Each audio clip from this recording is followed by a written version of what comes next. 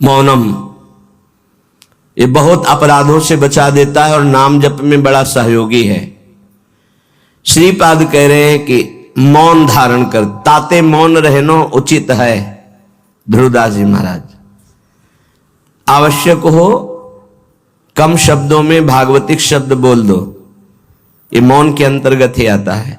अनावश्यक बिल्कुल ध्यान नहीं देना, कोई प्रणाम नमस्कार, कोई नाना प्रकार के संबोधन प्रश्न बिल्कुल नहीं बोलना, मानो आप पागल हैं,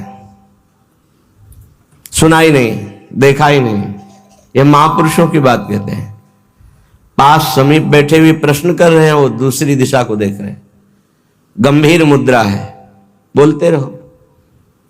इतना धैर्य होना चाहिए उपासक में कि सामने वाला बोलता रहे, अपने को कोई फर्क नहीं पड़ता।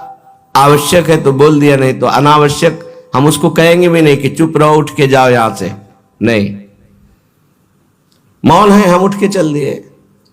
अपनी तरफ से बिल्कुल वाणी को बहुत संयम में रखें।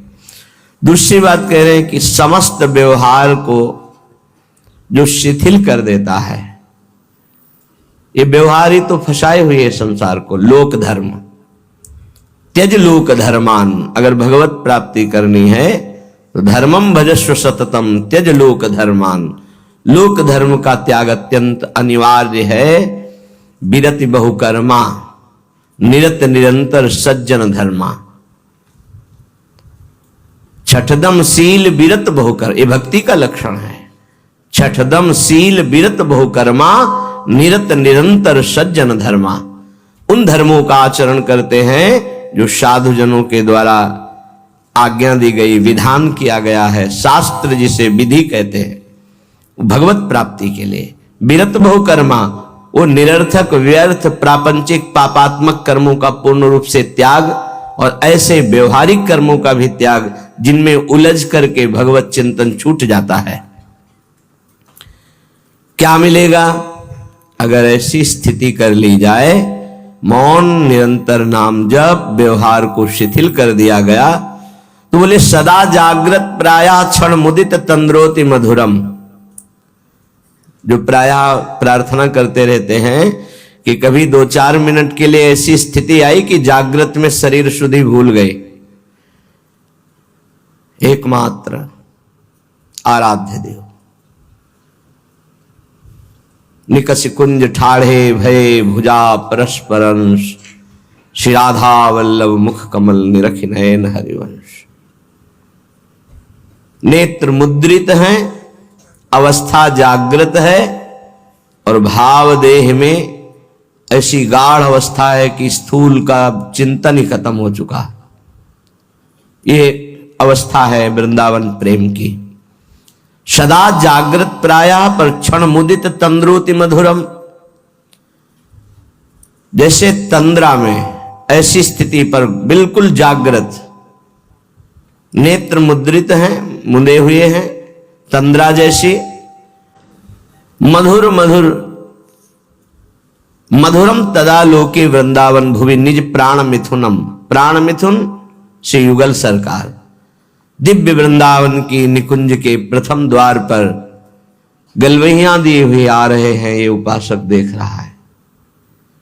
ये लिखा हुआ केवल नहीं है, यदि आप सही चलोगे तो वो झलकने लगेंगे आपके नेत्रों में, वो छा जाएंगे। क्या देखता है उपासक? अकस्मादे कस्मान नवललित कुंजाद बत बहिर भवत स्मृत्वा नव्यम तरुण मिथुनम लौकिकमिव।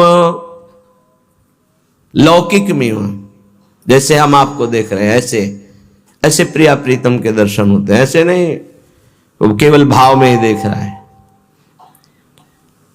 गतो दूरम दृष्ट्वा पुनरथ निवृत्य स्वदैतौ विलोक श्याम वृंदावन भुवि महाप्रेम विकलः। जिसने सारे संबंध विस्मृत कर दिए हैं, कोई हमारा नहीं प्रिया प्रीतम से, इतना अपनापन हो कर लिया कि हृदय में किसी का संबंध नहीं, किसी का स्मरण नहीं, कोई व्यवहार नहीं, मौन धारण किए हुए निरंतर नाम जब, जागृत अवस्था में मुद्रित नेत्र प्रिया प्रीतम के ध्यान में डूबा हुआ, उसको ये सौभाग्य मिलता है। अकस्मादेकस्मान नवललित कुंजाद बत बहिर्भवत स्मित्वा नव्यम तरुण मिथुनम लौकिकमिव। अकस्मात सहसा उसको नूपुरों की ध्वनि सुनाई दी, एकदम मुड़ करके देखा, सब गायब। अद्भुत निकुंज, उस निकुंज में मंद मंद मुस्कुराते हुए स्मित्वा नव्य तरुणम, तरुण अवस्था में प्रथम भूमिका, तारुण्य प्रथम प्रवेश समय यस्या महामाधुरी, 13-14 वर्ष की अवस्था का स्वरूप, नव किशोरी, नव किशोर, लौकिक में हो, ऐसे जैसे हम आपको देख रहे हैं, आप हमें देख रहे हैं, ऐसे दर्शन होता है। अहो भाग, ये धाम ऐसी कृपा करता है। इसमें कोई साधन प्रधान नहीं भाव रहता। धाम कृपालु है, पर उस कृपा का अवगाहन करने के लिए तन्मयता चाहिए, आराध्य देव की तन्मयता चाहिए, तभी मौनम, व्यवहार शिथिल, निर्मम, किसी से